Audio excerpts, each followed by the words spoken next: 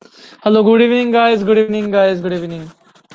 So today I will do a little bit of revision of everything in a very um, subtle manner, and we'll see. So we will be revising a bit of estimation and whatever we have done, and we'll see the connection that. So today essentially will be the last theory class of statistics. I mean today and tomorrow. Okay, of statistics, and next we will solve problems, past year problems of IIT IIT Jam. Okay, so we will only solve problems for the next 2 months. Next 1 month, sorry. So let's see what we have done till now, guys. Okay, so till now we have done the following. Till now we have done what is so essentially we have started from hi Shavya. We have started from these guys. We have started from the following that uh what was there initially, the whole framework that if the data was there, data. Okay, I'm just revising the entire statistical theory now, okay, because it's towards the end in a nutshell. And it follows some parameter f theta comma x, f theta of x, okay, some f theta, okay, some distribution. So our aim was, what was the aim? Aim is twofolds. One is that from data, have a good guess about theta, okay, that is we have theta hat now. Okay, and we have another type of statistical is, I mean, inference sort of idea is from data we need to take decisions.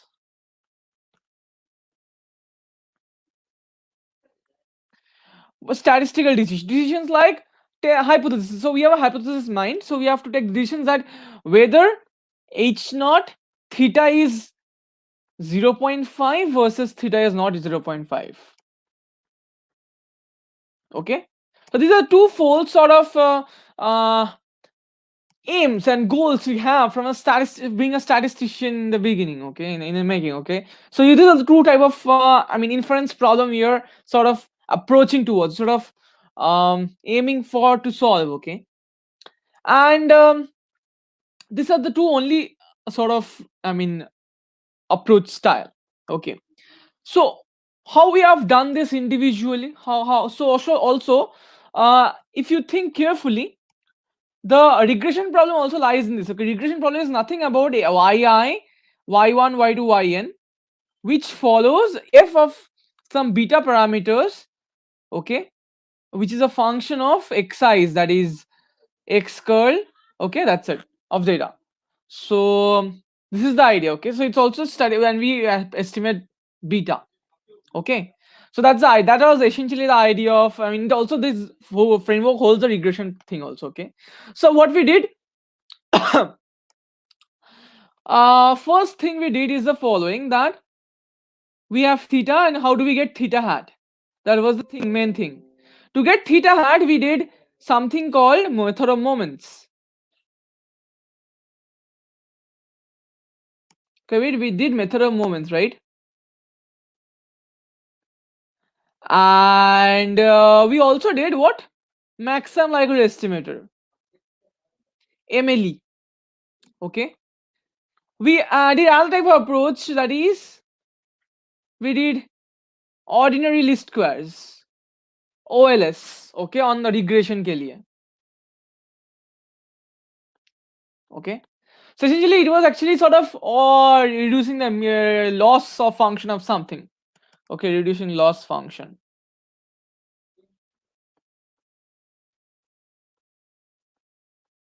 Okay, method of moments is really intuitive. Yeah, so at the end of, so today's class is really important, so you must be quite so you must be knowing and have the MLE and method of moments and OLS estimate, like these ideas in your hand, and all the list of estimators for the common distributions, because for IIT exam you need these results at your fingertips. Okay, common distributions. So this was the main in the first part of the entire the estimation part. Okay. So what was there? There was something else also. Something else was that something else was also there. So what's the next step? This was defining the estimators. Okay. So the MLE is the most important one. So now the next part is that when you have various algorithms for etc. Another part. The next part is that naturally the question arises which estimator is better, which theta hat is better, which theta 1 or theta 2 is better. We need to compare stuff. First is we need to have an algorithm, and next part is that we need to have to justify whether the algorithm is good or not. Okay. So which theta is better for theta? That was the next question. Okay. So how did we attack that? How do we approach that problem, guys? We approach in a very interesting manner in the following. We developed a lot of basic ideas. Okay, we develop a lot of theories. Essentially, we understood we developed the whole thing based on something called MAC. So MAC, we have to minimize MAC. That's the idea. That was the idea. And we know that MAC is equal to bias square plus variance. Okay, the MAC is everything about bias square plus variance. So therefore, we studied bias and variance individually of the known estimators. Okay, the next part is that so we need to minimize MAC. Now, essentially, our minimizing of MAC is the most important aspect here. Okay, so essentially, it's a square loss function. Square loss function. Okay, so it's a square loss function, and therefore OLS makes sense over there. Okay, OLS makes sense over there. Remember that. Under the square loss function, OLS makes sense. So that was the idea. So we have an algo, we have various estimators. We have to select which estimator is good. That's why you have to minimize something. Square loss function. So that's the MSC comes over here. And but minimizing MSC generally is very hard.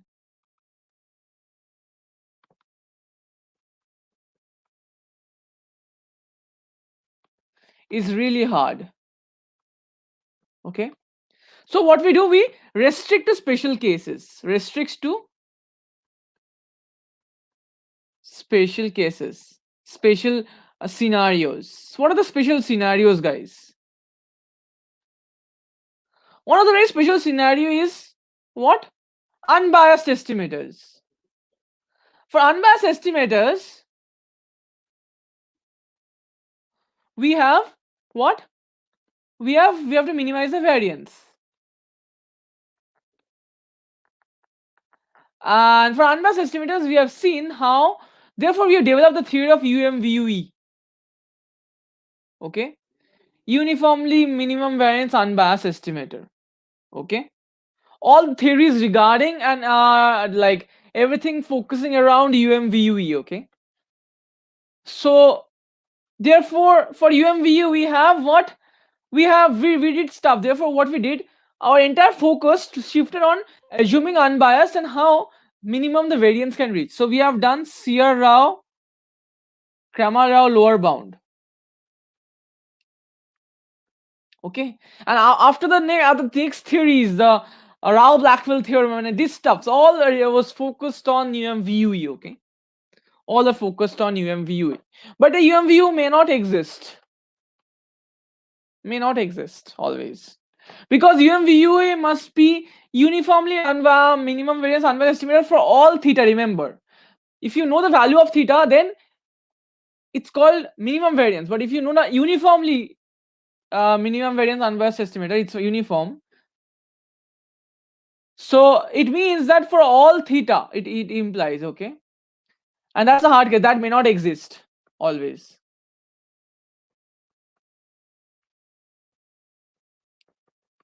Okay, so therefore so your homework should be to find out UMVUEs for. So you should have this idea in your fingertips, not fingertips, but as results for all parameters of general distributions, of usual distributions. Okay, So next we did what? We had also other various other frameworks. Okay. So if I miss something, let me know. Okay. If I miss something, let me know, guys. What are the other frameworks we did use? The other frameworks we used is the following. We have something called, so this is a small sample thing. Okay. We have done this about a small sample. So it's about a, so nothing, our limiting stuff we haven't done. Okay. We haven't done yet what is the limiting stuff. So therefore, when you compare the MAC, it's called one of the MAC is less, it's called much more efficient. Okay, with respect to the other. So in problems, you will ask that find the efficient. So find the efficient was and the ratio of the MAC. Okay, in problems it will be asked. Okay, in IIT and ISI both. So it's really easy. Just find the bias and the variance. Okay. So also to finding the MAC, you need to estimate the distribution of theta hat. Okay, how it's distributed. Also, you need to know the properties of expectation and variance. Okay, to find out this MAC, the linearity of expectation, the linearity of variance under like independent samples and covariant zero samples, mutually covariant, mutually zero covariance. So yeah, you need to know this. Okay, sometimes distributions help. Okay, sometimes you get that theta hat follows some distribution. So for us, sometimes you'll get theta hat follows chi-square. So you know the chi-square n expectation is n and variance is 2n. So you can use these results to also find out various things. Okay, it's also important. So you need to know the usual distributions. Okay. So yes. So what else is there? What else? Can someone tell me what else is there? Small sample ka what else is there? Can someone tell me? What do you think?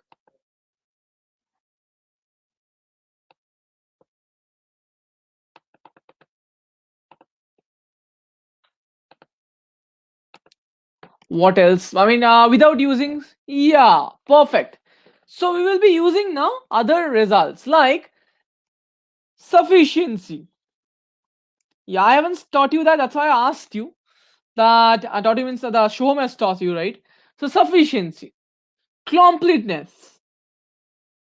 Okay, and these are related to each other. I mean, sufficiency, completeness. So sufficiency all about asking that what, how, which sample, how much of the sample, which rather what thing of the sample. For example, just take a simple example, guys. Okay, just take a simple example. um just take this. So xi xn dot or xn. Okay, xi xn, see, observe this. This is follows normal, say normal theta comma normal 1 comma sigma square. Okay. Also, the X bar doesn't contain any information about this. Okay, about sigma, but you will see that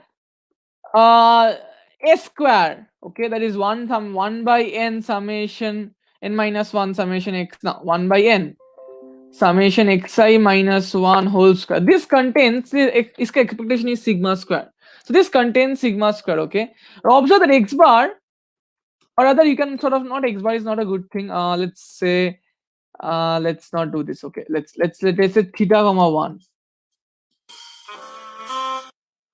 Okay, so observe that x bar minus, so observe that xi my x1 minus xn, okay, does not contain any information, is independent of theta. You see, it should be 0, and it should be, I think, variance is 2 IID.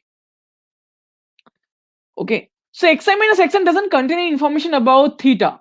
Okay, it doesn't contain any information about theta.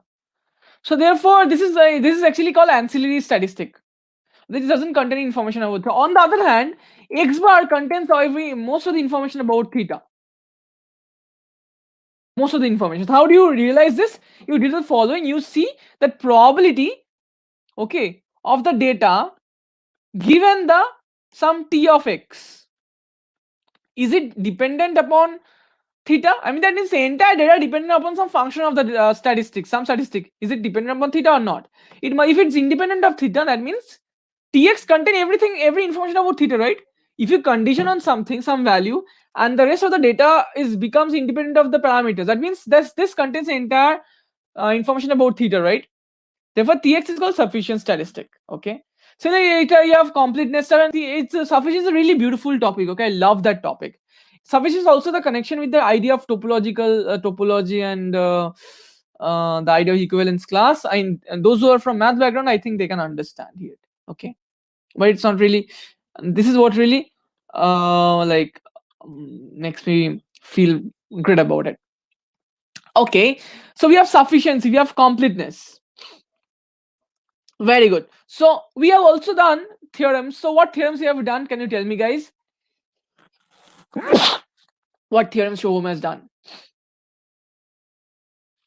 What is NF? Oh yeah. So yeah, that's the idea. So you must remember things. It's called Neyman factorization theorem. Yeah, I forgot. Thanks for reminding me. So Neyman factorization theorem. It's very important. Neyman factorization theorem. It helps you. It's an algorithm to find sufficient statistic. Yeah, thank you so much. Sufficient statistics. It's an algorithm to find sufficient statistics. Okay, so therefore you must remember this for the IIT and ISI both. It's an algorithm to find sufficient statistic. Neyman factorization theorem. Okay, so it tells that if you take the whole data x bar given theta, then it can be done. It can be done in terms of gx into h theta of x dx. Okay, I think g theta, or I forgot. I think it's gx. I think it's gx. I forgot this Neyman factorization theorem. Let me check. It's g.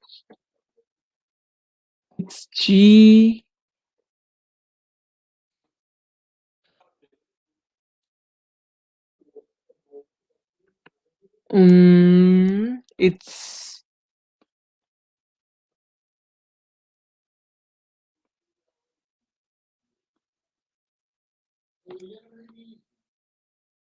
yeah, we will be doing that. Just give me a moment. It's in terms of, I have written it correctly. Yes, it's correct. Exactly. So therefore you can find out this tx. Okay. For example, let me give an example, guys. I suppose I think one of the persons are given this sufficiency wala example in this question. Yeah, please solve this. That person has given this question. Let's try to understand this. Let's do this problem a bit. He has given this problem, posted a problem in a group. Okay, let me do this problem. Yeah, so therefore we will see that we go from sufficiency, we went on to minimal sufficiency. Okay, where exactly, that's important. So minimal sufficiency, where we sort of grind out each and every other information about, I mean, sufficient means, for example, if it's very interesting, if t contains an information about theta, then t comma something also contains about information of theta, right? T plus something, I mean, it also contains exact the same information about theta. So we are interested in something, the minimal most sufficient statistic, such that it contains it's sort of minimum in some sense, and it contains a minimum in terms of like a functional way. Okay, so minimum in some sense also contains all the entire information about theta. Okay, that's the idea of minimal sufficient statistics. So so that is also important. Project was told f of x comma t, if x given t and f of y given t must be equal, that if and only if tx is equal to ty. So let's do this problem. It's a very easy problem. It's given in the ISI group. Okay, so if you see, let's try to find out likelihood f of x, f of the data. Okay, f of x curl given theta. If you see it, it will be e to the power minus summation xi minus n theta. Okay, into, observe, this is actually it, you can write it in a single way. Into indicator, this indicator function is very important, x greater than theta. Okay, so you can write it into indicator x1 greater than equal to theta, x2 greater than equal to theta, karte xn greater than equal to theta. Now all the information, this information can be modeled in the order statistics, that indicator x1, the minimum most element, is greater than equal to theta, same as this. So therefore you can do it as f of x curl given theta is same as e to the power minus summation xi times e to the power n theta times indicator x1 greater than equal to theta. Okay, if you observe this, that this is actually the gx portion, and this is actually the portion of h of tx comma theta, and this tx is what? This tx you can understand, it's x1, the minimum order statistics. Therefore x1 is sufficient. All of you understood this problem? And it's off score, like this is how you do it. Okay, it's very easy over here. Okay, so we have done this, right? So we have done sufficiency, we have done then we have minimal sufficiency. We have done minimal sufficiency too.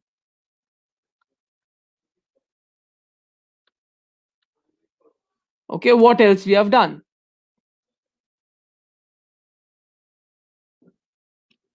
Yeah, MLE can be done as a minimal sufficient statistics. Yes. Anyways, sorry, MLE is a function of any sufficient statistic. But when is MLE is sufficient? Okay, think about this problem. If MLE is unique, yeah, I think, yep. Okay, so what's next? What's next? Think about this problem. So we have done this. So what theorems you have done? Tell me in sufficiency. Not theorem, in some sense, what results you have done. So you want to see minimal sufficient complete. So therefore, theorem more than important. So sufficient, minimal sufficient complete minimal sufficient complete. One is de Basu's theorem that minimal sufficient complete is perpendicular, is independent of ancillary. Because minimal sufficient complete statistics sort of contains all the information about theta. Ancillary contains no information about theta. So they must be independent, right? That is one of the theorem's results. What else you have done, guys? What else you have done? You have done Rao-Blackwell theorem. Rao-Blackwell theorem sort of helps you to find the. So Rao-Blackwell theorem and Lehman-Scheffé, this sort of helps you, guides you to from minimal sufficiency to UMVV. Okay, so they connects minimal sufficient completeness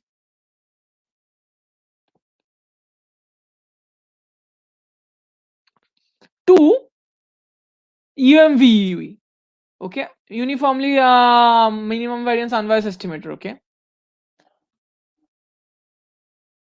those will be done tomorrow. Okay, you will be doing this. Okay, we will be doing this tomorrow. Last date. Okay, I think tomorrow is the last day regarding. So you will be doing this. Okay, you will be understanding this minimal sufficiency completeness to you, and we will be connecting this to. Okay, and let's see what Shoham does. Okay, so this is how you understand the single sample. Sorry, small, like without a limiting case. Okay, without n tending to infinity, you n as a sample size, like जो है उससे you do it. Okay, with that only you do it.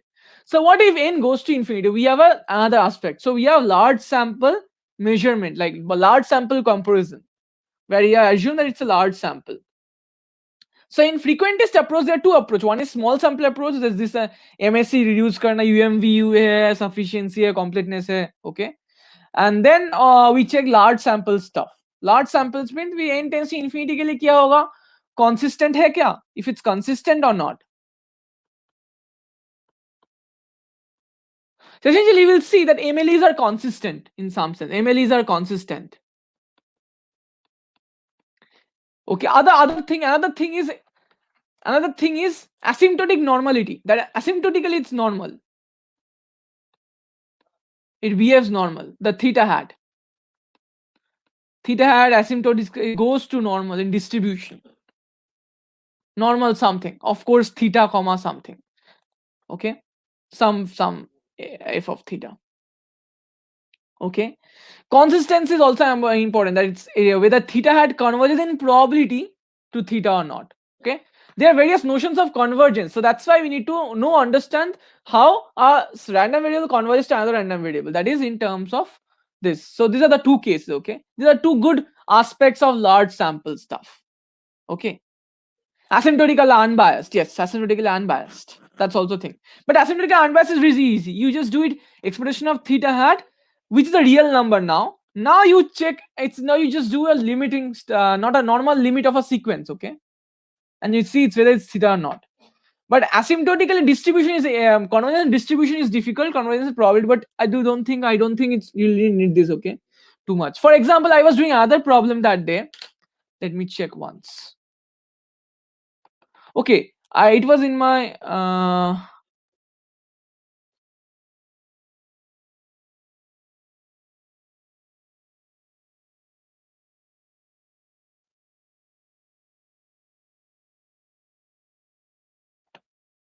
1 second. Okay,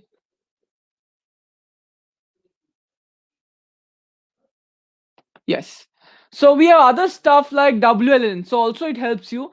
So other arsenal is WLN, SLLN, okay, CLT. Keep this in mind. It's a convergence probability. Okay, the expectation and those stuff. Okay, so remember this stuff. Okay, remember this stuff. These are really important for you to understand. For example, there was another question that whether which estimators are consistent. Okay, so there was one estimator, so we have to use the MLE is consistent wala part. Okay, we use SLN and MLE is consistent, these two things, because consistency is all about in convergence of probability, right?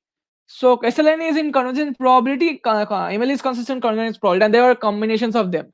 So you have something like addition. So if theta had convergence probability to theta and theta 1 and theta 2 convergence probability to theta, then theta had theta dash, then do both there's some convergence probability to theta plus theta dash. Okay, there are various properties of convergence probability. So read about properties of convergence probability.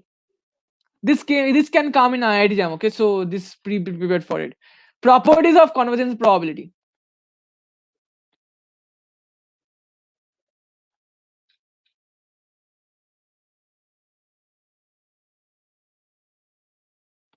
Convergence in probability. Okay, and convergence in distribution.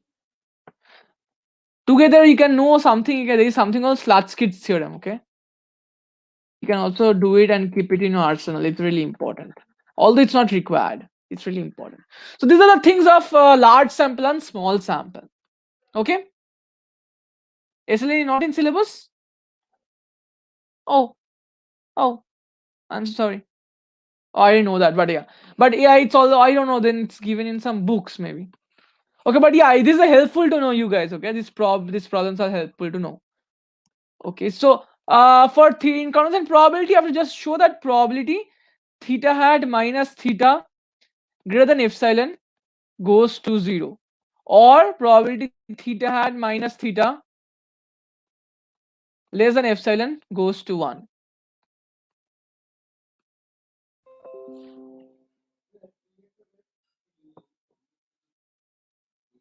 Okay, so these are all the results that you need to know for your estimation part. Okay, for your estimation part, I should change the name. Estimation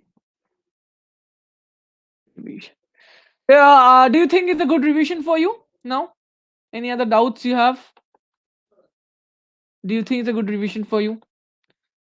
So these are all about estimation you need to know, and do tomorrow's class well. That's the final part. Okay, so what's next? So now comes the idea of confidence interval.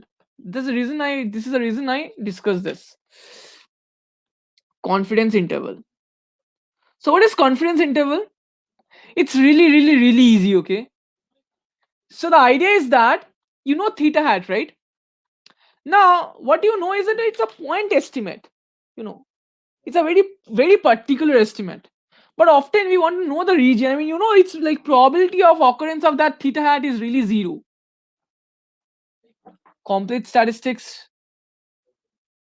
Restricted MLE? What is restricted MLE? Wait, let me search. Restricted MLE? What do you mean restricted MLE?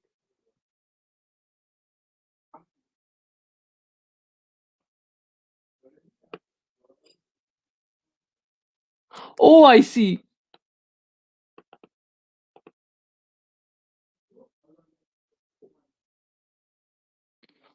I see. Okay, we will talk about it surely. But let's not get to this stuff because this can lead to okay. I mean this can okay. I will but surely discuss. Okay, don't worry about that. So what we want is that so this diagram actually explains it all.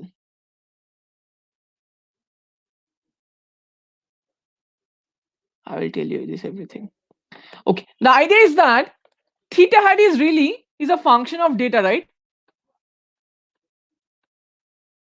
Now our data can change every single time. So data changes. So for example, let's think about this example. So for example, all the students here are doing a statistical project. Okay, they are collecting data to estimate some theta hat, some theta, to estimate theta by some theta hat. So they collect different data, and if they collect different data, theta hat changes. Okay, to understand that. Just take the example. Theta hat changes with a small change in data. So therefore, it's so all the students give different estimates of theta, right? I give 1.2, Project gives 1.3, Devargar gives 1.23, Shavya gives 1.9, and 1.19, Raj gives 1.31, okay? Various other stuff. So which is the true? Yeah, complete statistics, I don't know about this result. I have to see. Complete statistics is asymptotically unbiased. I don't think so. Not always. I mean, I don't know any results regarding. Oh, complete statistics is essentially unbiased. It's unbiased, though, obviously, because yeah,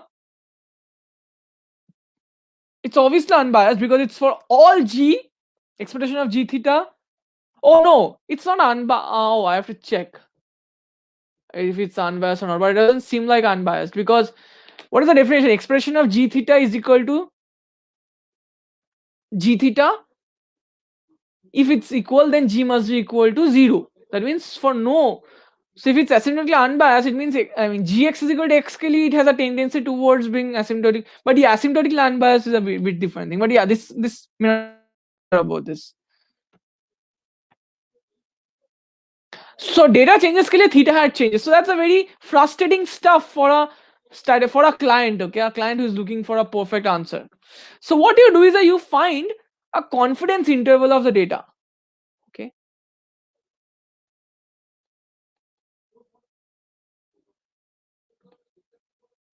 Okay. That what is the probability of so there's a difference. There's a like this is actually a misnomer. Okay, observe theta is not a random variable here.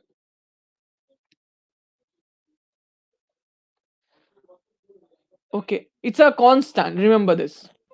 It's not. Anyways, so like let's try to understand this that theta hat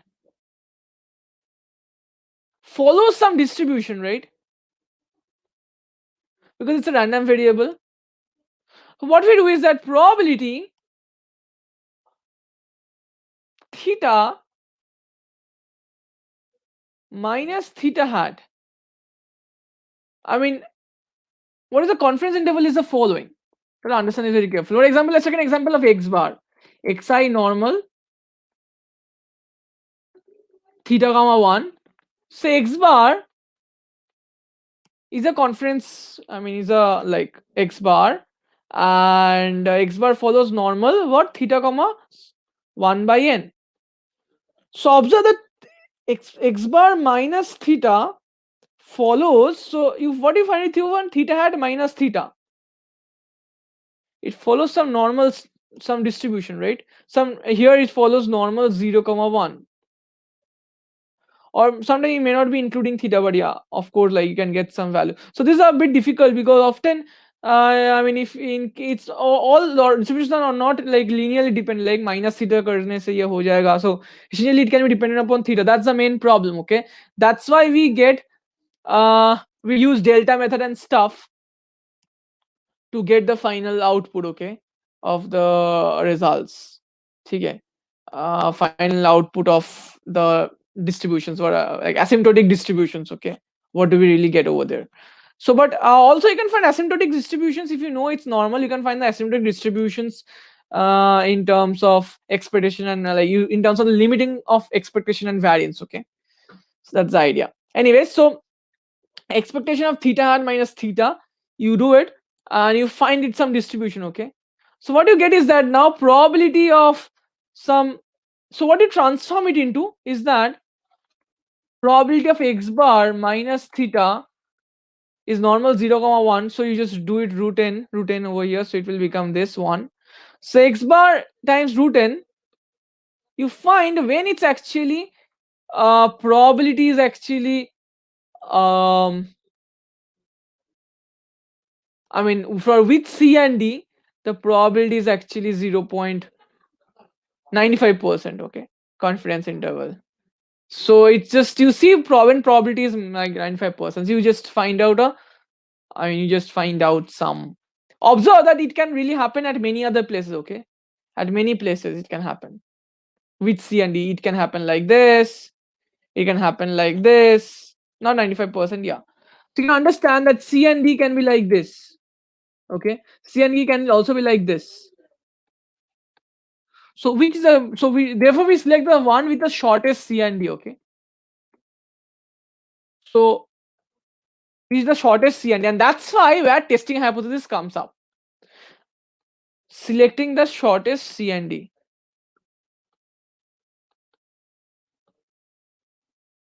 is done by testing hypothesis. You understand? You understand now? You understand now why it comes up? Because for various C and D, it can be like 0.95%, right? So what is the perfect choice in C and D? That's where testing hypothesis comes up. This is the acceptance region, okay? So when you do testing, this will turn out to be acceptance region. That's how the minimum good possible. So these are all theorems, okay? That's how the minimum and good possible confidence intervals comes out. Okay, that's the idea. Okay. Any doubts, guys? So what is the definition of confidence interval? What's the definition of confidence interval? It's actually a interval which has 0.95 like some probability confidence of what? Confidence of what? So that's the idea. So you must understand understand this meaning well. It's not the probability of parameters lies, okay? So don't make this mistake. That's what I'm coming to next. Okay, try to understand this very carefully. I will be giving a diagram over here.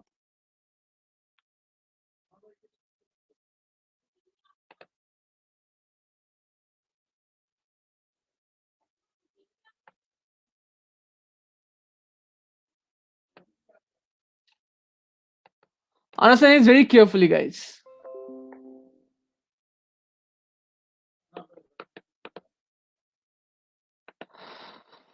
Understand this is really important for you to understand, okay? What is really important about this.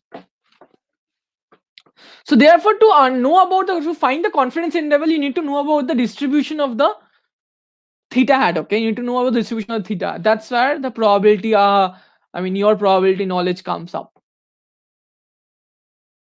So what does it mean? What does it mean that confidence interval this? It means the following.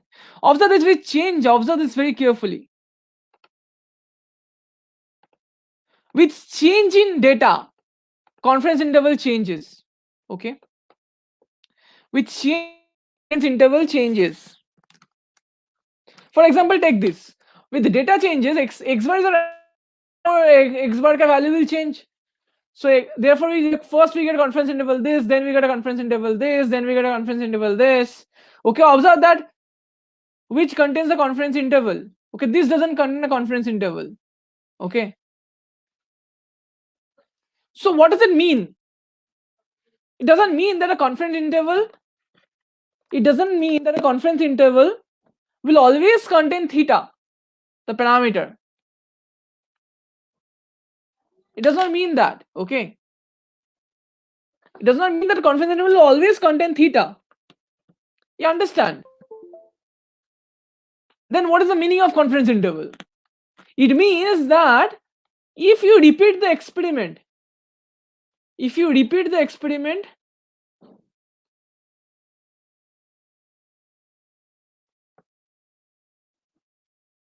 n number of times,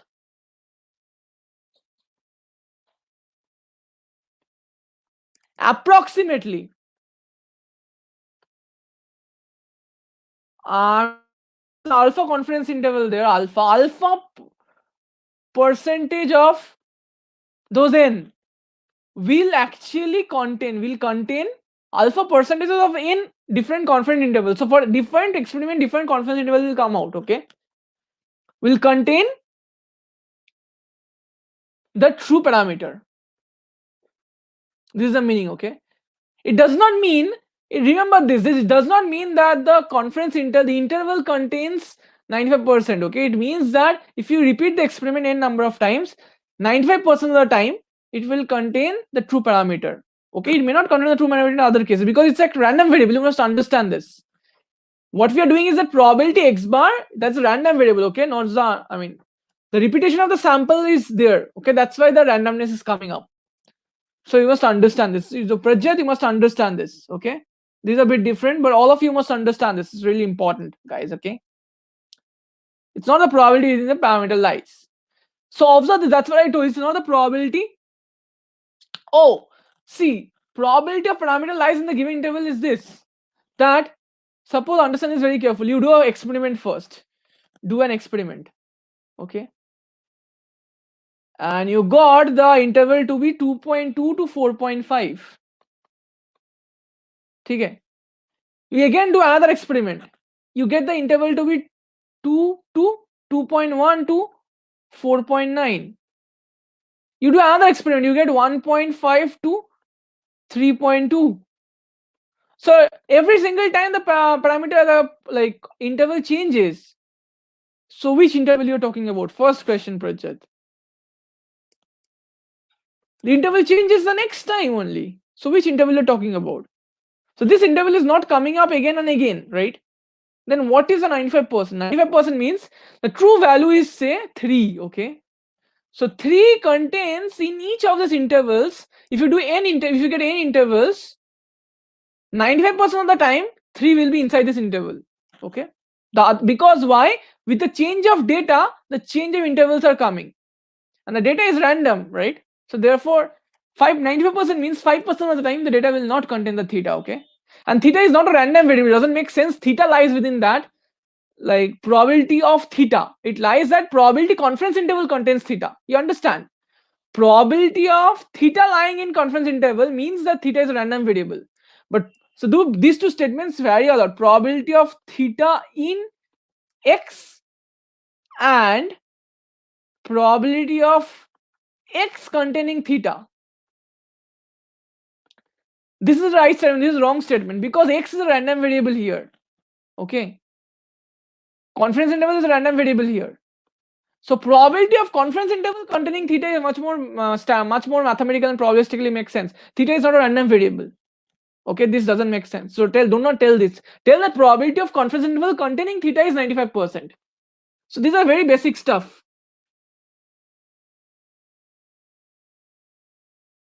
Okay, this is really important. So must remember this. This is this is the most important thing. This is even asked in ISI JRF. Okay, so this is so basic, so important. You must understand it. Why it's true? Because if every single time the sample is changing. Okay, therefore confidence interval is a random variable. Okay, you must understand this. This is super important for a conceptual basis. Okay, so that's it. So that's the idea of confidence interval, guys. Okay, so how is it related to testing a hypothesis? We will see that we will sort of select the good C and D. This testing really gives rise to a good C and D. Okay, so what we have done in testing, let's see.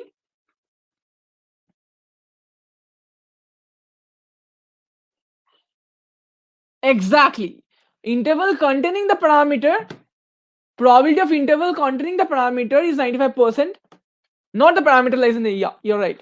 And interval containing the parameter, you understand, this means in the in times of repetition of experiment, interval will contain the parameter 95% of the time, okay, not the other way around,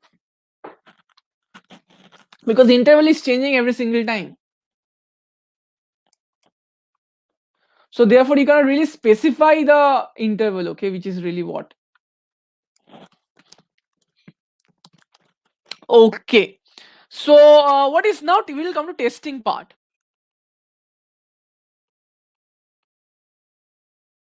I should name this class as statistics revision. So there is nothing really big about confidence interval and problems on that, okay. So what you have to do is then for confidence interval you have to just find the, I mean you have to find the distribution of x bar, and that's the idea, okay. Where do you find a distribution x, and essentially you have to find a, I mean the 95% confidence interval for, I mean you understand that for the mean essentially you have to take the length minimum, okay. So for x bar, which will you choose? You choose in such a manner that its length is minimum, that is you choose equally on both sides of the mean, okay, that will give the length minimum of the interval. That's how you choose a confidence interval. That's the idea, okay. So yeah, so for example, like for confidence interval, if you choose 50% confidence interval, okay, 50% confidence interval can be this 0 comma infinity 2 also for normal 0 1. It's a confidence interval 50%. Also this is a 50% confidence interval, not 50, yeah, this one is also 50% confidence interval. So this is shorter, it's infinity length, it's shorter length, okay. So therefore you have to understand mathematically which, for which C and D it actually lies, okay, from geometrically stuff. But testing a hypothesis give rise to a good confidence interval, you will see that. How? What is testing a hypothesis? Is very easy. You have a h naught which you have to, and versus we have a h1. Usually what is the setup? It's x1 x2 xn, it follows f of theta, okay. So you just do theta is something versus theta is something, okay. And what you do, the steps are the following. The first step is what, yeah, this is called null hypothesis. First step is that, how do you find, you first find the test statistic, test statistic, okay. We will discuss how do we get the test statistic. The name is the rejection region, rejection criteria. The rejection criteria and test statistics are almost got together, okay. Rejection criteria, and then we calculate the rejection criteria, calculate the rejection criteria, I mean with the help of, with type 1 error is equal to alpha, with size is equal to alpha. Size you must call, not type 1 error. With size is equal to alpha, okay. This is the test, okay. This is a test. Test doesn't need anything more. Now to compare test, to compare T1 and T2 or phi 1 and phi 2, we need something called the type 2 error, the power 1 minus type 2 error power, okay. The more the powerful test, the less is the type 2 error, the better is the test. More power is better, of course, more power is better, right Prajit? More power is better, right? Okay,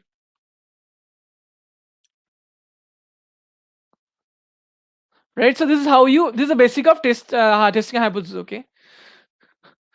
So we, how do you find the test statistics, how do you find the rejection region, and how do we calculate this? That's the most important idea. So what is the idea? The idea is that we have a data, and what we do is that in the data, in the sample space, we tell that okay, this is a good region where we will accept the data, accept it, accept the hypothesis. This is where we reject the hypothesis, reject H naught. The rest of the region we reject H naught. Okay, so yeah, so therefore how do you find this rejection region, how do you find this acceptance region? That's the main idea. Okay, that depends on one size alpha test. So let's see how we do it. Let's try to find it out. And therefore it's an algorithm. Okay, it's an algorithm. So what is the algorithms? one algorithm is One basic algorithm is likelihood ratio test. So you see the approach in estimation also. We first get algorithms, algorithm, method of moments, maximum likelihood estimator, OLS. Okay. Then what we did? Then we compared those stuff using those large, small sample ideas and the large sample ideas. Small sample like unbiased GMVUE, minimizing the MSC, sufficiency, completeness. Okay. And in large sample consistency. Okay. This stuff. ठीक है, asymptotic normality. So likelihood ratio test. So likelihood ratio test gives an entire focused approach of, it's a very interesting idea, focused approach on likelihood. Okay, so what is the idea? The idea is that you find the likelihood of h naught of the data and likelihood of the entire data, h naught union h1. Okay, is obviously less than 1. Okay, so you can understand that if likelihood is more probable, this must be more closer to 1. So therefore we reject if this lambda, which is a data, is very less than 1. We reject it. Okay, very easy. So therefore, but how much less? That's answered by the size. How much less? You have to fix how much less. That is answered. This is the rejection criteria, and rejection is the first one and the two part. Okay, you select the test statistics out of here, get the test statistics out of here, rejection criteria out of here. But how much is the rejection calculation? The calculation comes from probability, that suppose you get out of what? T. Oh, this is the idea. Okay, this is where confidence interval comes in. What do you get out of here? You get our test statistics T, and you get it if it belongs to a region. Okay, Rx or Cx. Okay, then we reject it. Reject it. Okay, then we reject it. Okay, and the error is percent. So where is the confidence interval coming up, guys? This is a confidence interval where it's coming up. So what do we get? Suppose we want to see, okay, let's try to understand this.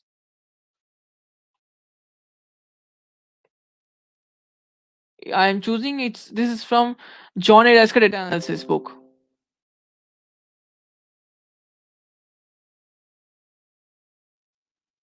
So observe this theorem.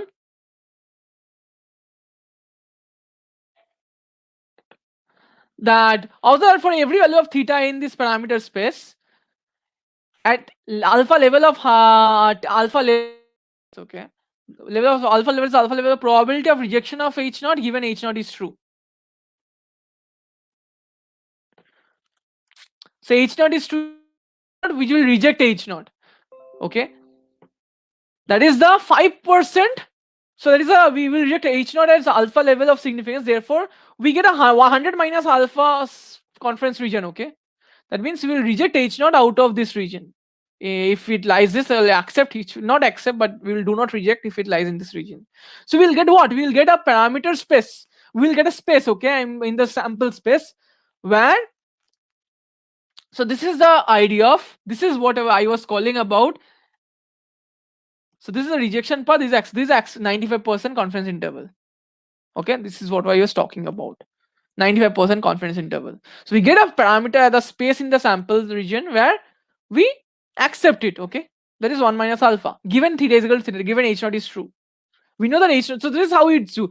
So if you take h naught is equal to theta naught, you get by likelihood ratio test a confidence interval, a 1 minus alpha confidence interval. Okay, and that C and understanding which C and D is okay. So what was that? There was it like this, right? T contains this, so we need to find this such that it contains alpha, okay, or 1 minus alpha. But we don't know this how to compute this C and D. That is computed by likelihood ratio test. It's a Good confidence interval. Okay, it's a good confidence interval you get. Okay, that's a good confidence interval you get. Hope all of you understood the relationship between testing hypothesis and like confidence interval, guys. Any doubts?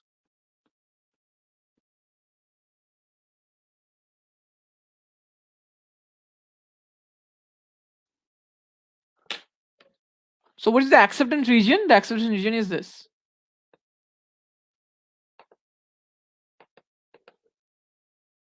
Acceptance region is this.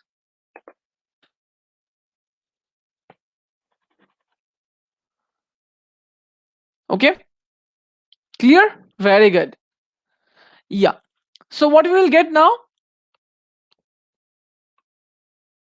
We will get what? We will get this idea of yeah. So now what we get this? We need to very specific this alpha. So we get this rejection. We actually compute this C alpha of x. Okay. We confess C alpha of x confidence interval is equal to 1 minus alpha under h naught. We because observe that to compute this C alpha we need given h naught it is true. Okay. That is how test statistics are performing, right? We need to first do it given h naught. Under h naught you calculate the alpha, right? Because alpha is what? It's probability rejection given h naught. So test statistics is rejection. So probability tx given h naught. Okay, that's the idea. If you that's the entire idea. Okay, given h naught. Okay, that's a beautiful idea. So we got the likelihood ratio test and this. So now, okay, this is an algorithm part. Okay, this is how confidence related confidence interval.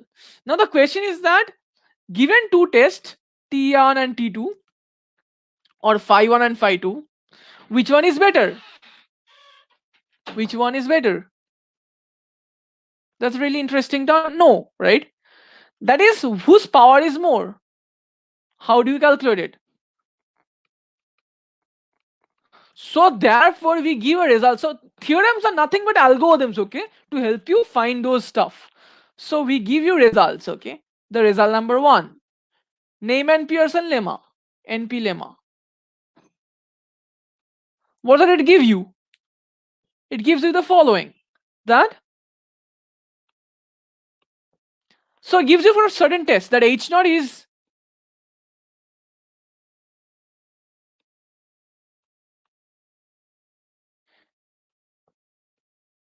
oops 1 second, yeah, h naught is theta is equal to theta naught versus 3 cases we are doing, okay, NP lemma and related stuff. So we'll see NP lemma is not only about theta is equal to theta naught, it can also be done about two single, it's simple versus simple. Simple versus simple. It can also be done with like some distribution f versus some distribution g, okay? X follows some distribution f versus x follows some distribution g. So it's just this idea same as likelihood. It tells that what you do, the test region, test statistics is got by this.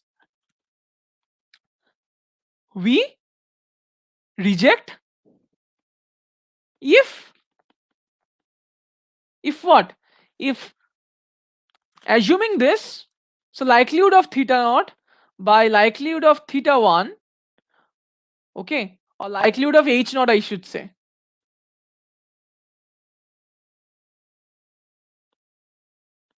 by likelihood of h1.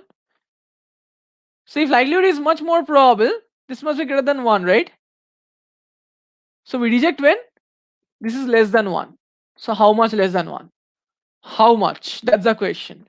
So therefore what we do, we get the likelihood like this, okay, and then what we do, we get the rejection region. So what we get from here, we get some some t is belongs to somewhere. Essentially we get t is less than equal to something or t is greater than equal to something, k. We get that usually. When we get this, what we do, we find this perfect k. So what we do under h naught, we find probability of t less than equal to k or rejection stuff, okay, is equal to what? This is the alpha, right? We reject given h naught and we get the value of k. Therefore we got the perfect. This completes the step 1, 2 and 3. Okay, this completes the step 1, 2 and 3. And this tells that This is the most powerful test. This is the only most powerful test. This is the UMP, uniformly most powerful test for all theta. And observe the theta 1 greater than theta naught. It matters. It matters a lot. This is UMP. So therefore it gives that which test is better. Perfect. But this is for simple versus simple hypothesis. How do you for simple not versus simple? Okay. So that's for we need something more detailed. What are those details need? What are those details? What are those simple not versus? So usually we will do something like this. So we have three stuff. H naught is theta is equal to theta naught versus theta is equal to theta 1. Let's say theta 1 greater than theta naught. Then we have H naught is theta is equal to theta naught. Theta greater than equal to theta naught. Greater than theta naught, sorry. And then we have H is equal to theta is equal to theta naught versus H1 is theta not equal to theta. This is two-sided test, okay? Two-sided, one-sided. Okay? So we will see for two-sided test UMP doesn't exist. We will see this example today. UMP may not exist, not doesn't but may not. But here it exists. Okay? So this is done by NP lemma. Okay, it has no algorithm here, therefore you will get only these two type of problems and less than also here.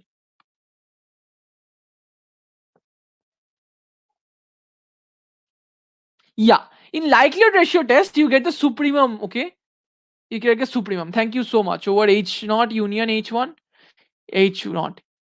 But in Neyman Pearson lemma there is no supremum, there is only one value, right? Theta naught and theta 1.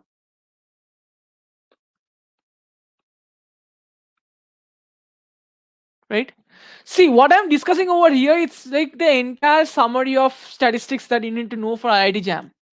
Nothing more, nothing less. Okay, what next? Next is something called Karlin-Ruben theorem. So we'll do this problem by Karlin-Ruben theorem.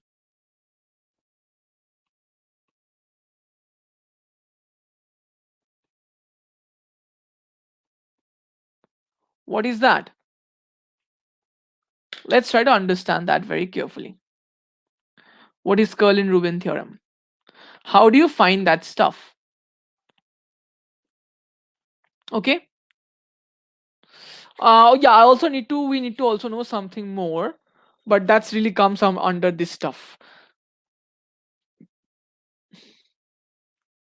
Okay, so what is the Karlin-Ruben theorem?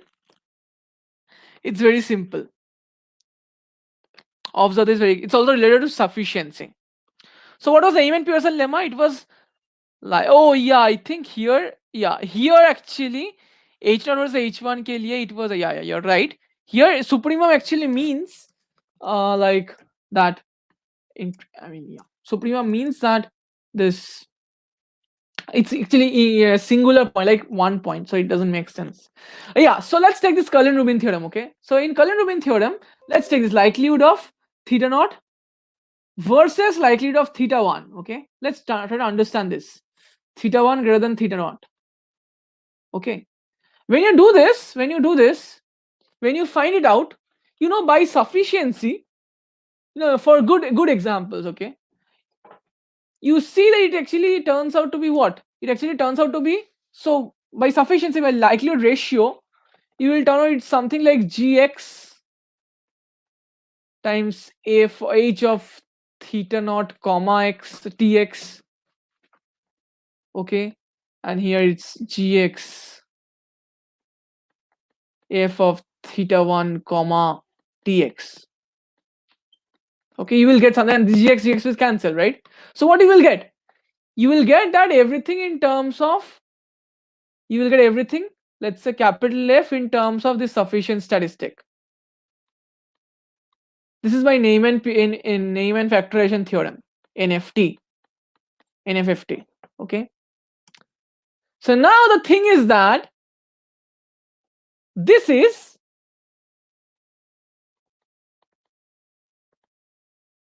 if this is monotone, understand this very carefully.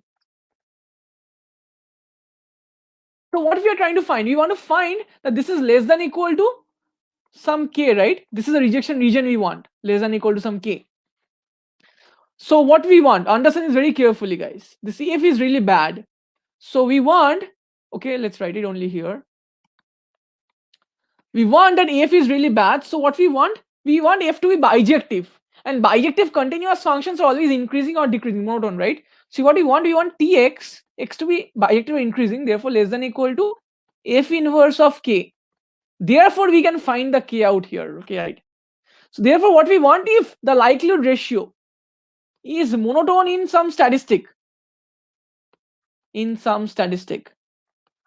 may not be in tx, okay, it may be some other statistic, okay, because why other statistics, remember this, why other, because what you need now, you need to find probability t less than equal to some k dash given theta naught, okay, to is equal to alpha to find k, right, k dash. So if you don't know the distribution of t, it may be hard. That's why what we do, we find a different of transformation of t, okay, say t dash. So we can find in bidirectional transformation of t, so that we can find out. For example, in last day's problem in IIT Jam, you remember how we take summation of squares of those chi-square, of those summation xi minus stuff to make it chi-square, right? Right? So that's the idea. That's the idea why we did that. So because we know the distribution of that. Okay. So therefore we may transform it. The why other t dash? Because we need to find the probability to k. Find the probability easily. These are very problem solving tips I'm telling to you, okay?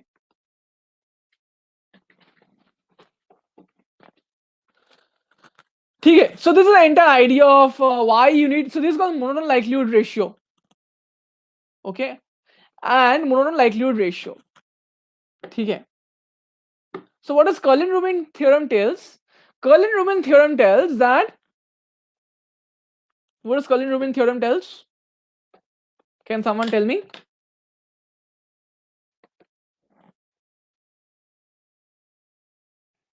Let's see, have you done it, guys? So just like Neyman Pearson lemma, it tells, it gives the most powerful, uniformly most powerful, uniformly most powerful test, okay? Also we have something like this, I forgot to mention this. We have h theta less than equal to theta naught versus theta greater than theta naught, also be that, huh? Okay, anyways, in fact it can be theta 1, okay, any theta 1.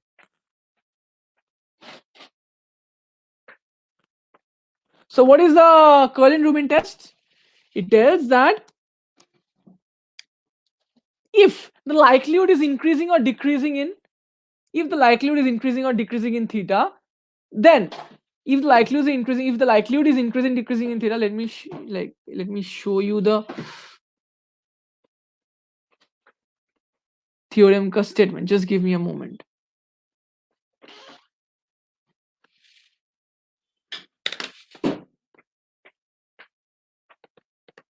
I hope all of you are understanding, guys.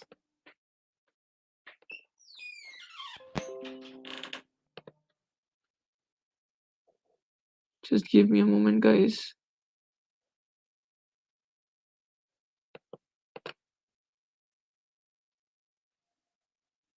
Yeah.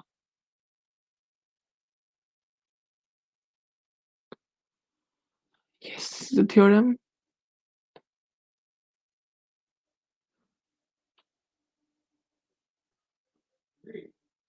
Okay, perfect. So what do we get over here, guys? Remember?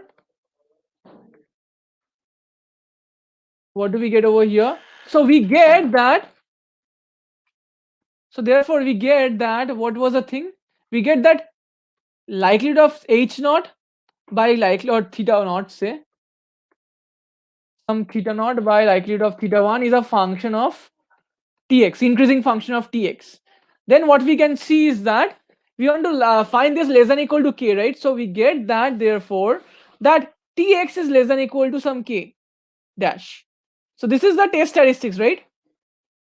How do we find this k dash? That's why that stuff. So therefore Karlin-Ruben theorem says that if this conditions holds, if it's increasing, or if it does depend upon tx, okay, some tx may not be sufficient statistics, remember, but you can understand that tx is an example of a sufficient statistics because by name and factorization theorem. Okay, so you can understand from there that it's the critical, this gives the critical region. Okay, therefore this k is dependent upon alpha. How do you find it? By under h naught you find it. Okay, and this is actually the uniformly most powerful test for this stronger stuff, and therefore it implies it's the most uniformly powerful test for theta is equal to theta naught, theta greater than theta naught, theta alpha. Okay, this is what Karlin theorem states. So therefore we have got the entire testing idea for a large variety of examples, and you are now totally ready for IIT JAM in your statistics syllabus. Okay, there is nothing more. It's the UMP. Okay, it's the entire UMP that you need to find out. Okay. So what else is there? Why have only one another stuff in my mind is the following. So another two things you must be knowing is that you must be knowing the basics of the one sample t test, the one sample f test, and the two sample t test. Okay, so let's see, when we are trying to do this, I can give you notes on this. I think you have been so what is this? This is actually testing in normal case. Okay, so you must be knowing t statistics and f statistics comes out of normal distributions. We have done this in sampling distributions. So what it comes out is when you want to test for theta, for mu, with unknown with known sigma square, that gives rise to t, yeah, this gives us a z test. With unknown sigma square it gives a t test. Okay, when you want to test for sigma square, okay, with known mu it gives f test. For unknown mu it's kind of hard.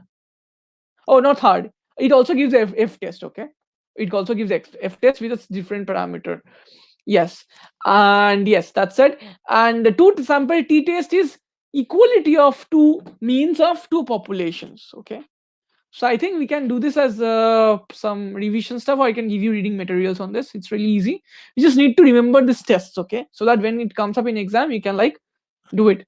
Just that's it. And this test comes out of this likelihood ratio tests. Okay, so I will end the class today by showing you that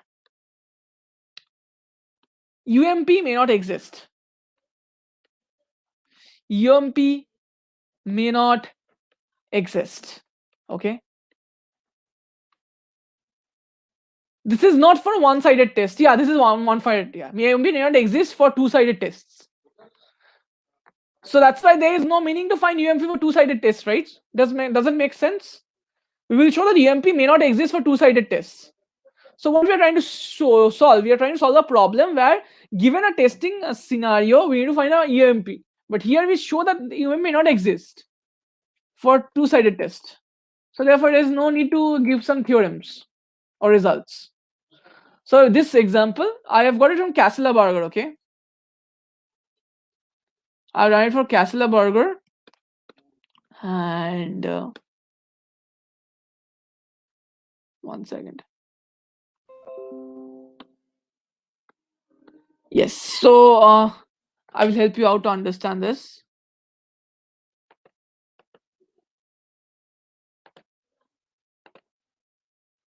So I will just take this example from Castleberger only.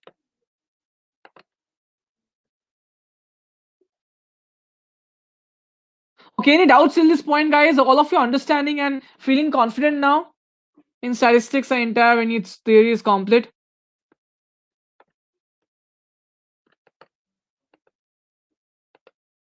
Are you feeling confident now, all of you?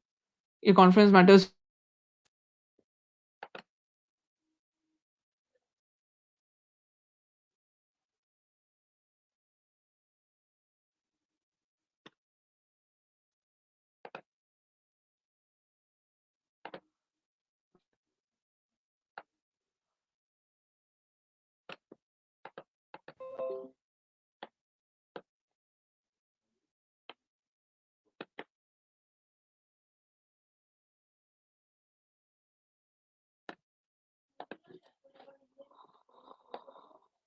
Let's try to understand this slowly.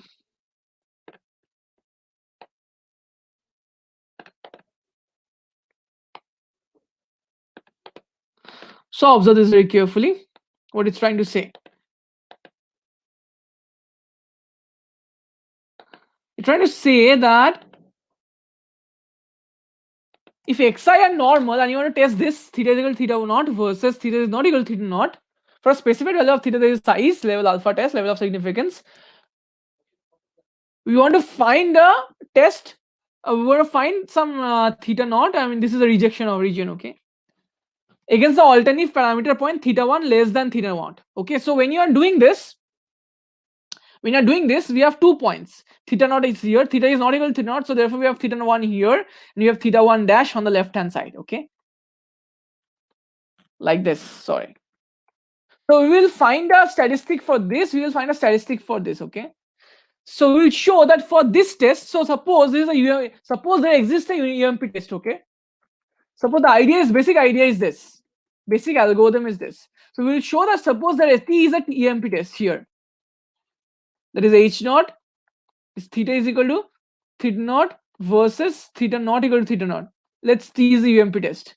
Then it implies that T is the UMP test for H naught, theta is equal to theta naught versus theta 1, theta is equal to theta 1 greater than theta naught. And also it's UMP for this versus theta is equal to theta naught, theta 1 dash less than theta naught.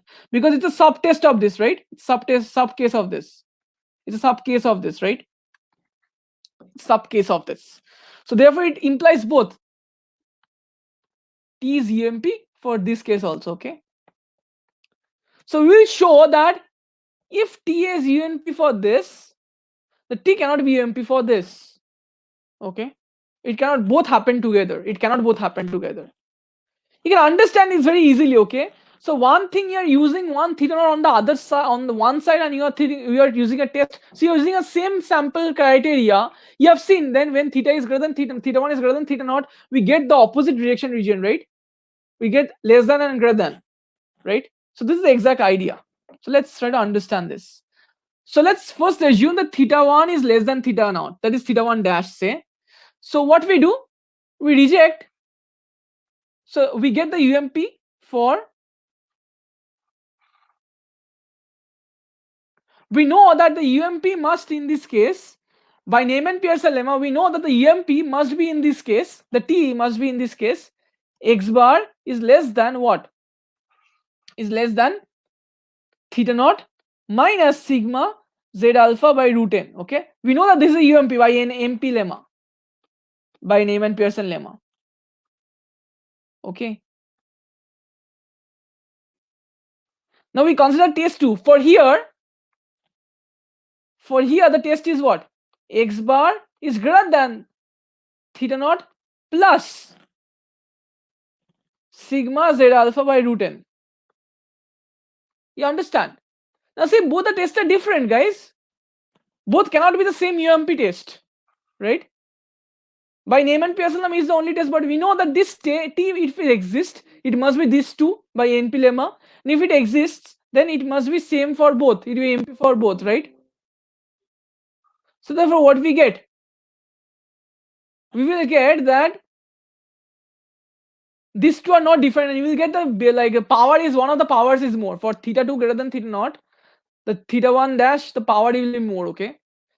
That's the idea we will get. So this is the calculation over here. So therefore it cannot be level 1 T, the test 1 cannot be UMP level alpha test because test 2 is a higher power than this.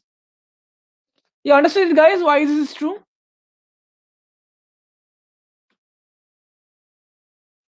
Yeah, Rajat, you're right. Theorem is also applicable. You just replace theta 1 and H naught and H1. Okay, that's the idea. So in that case, in your case, right, if you do that, Prajat, in your case, H1 will be the new H naught. So essentially, in that case, the type 1 error of the, I mean, if you just replace H naught and H1, the type 1 error will be the type 2 error of the new test. And the type 2 error of the first test will be the type 1 error of the second test. Okay, all of you understood this everything, guys? Any doubts on your end? You don't need to know anything more than this, okay? Or just you need to revise the T test, the F test, and 2 sample FT test. 2 sample T and F test. TNF test. From next day, we'll be solving problems. Okay. So what we will be doing is that it will be really helpful, guys, if somebody can volunteer to collect all the past year, like from till 2005, all the I mean they can give me a like picture. So okay, the screenshots of the all the cutout screenshots of all the problems of past year estimation and testing hypothesis. It will be really useful for me. Can someone do it for me, guys? It will also revision for you. So then at most around 50 problems, if you can cut out and give it to me, I can really discuss those really quickly. Can someone do it for me? Prajit, can you do it for me? Devarga, Prajit, Raj, Shavya, you can divide it with among yourselves. So I should remember this. The entire review of statistics for IIT CAM MS.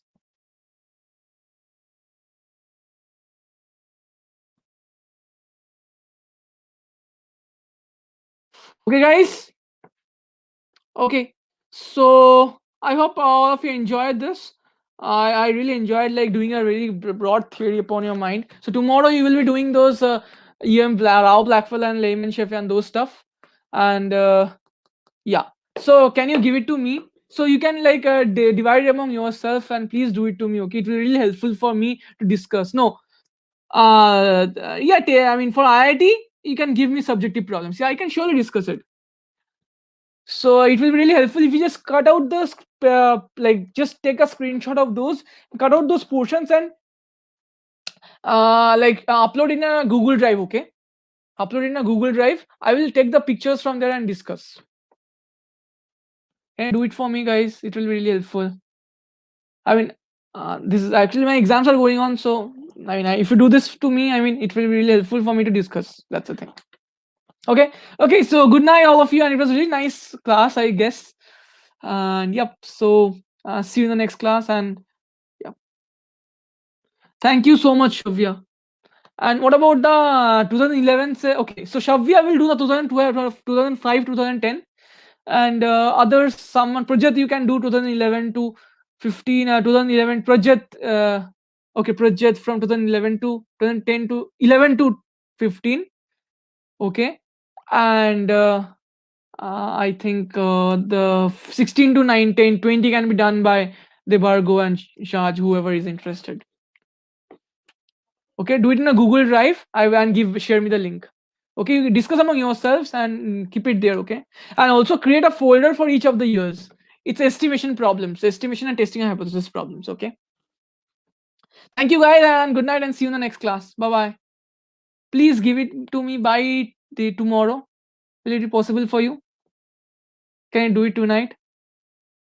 Okay. Anyways, yeah. So it's up to you. Thank you guys and see you in the next class. Bye bye.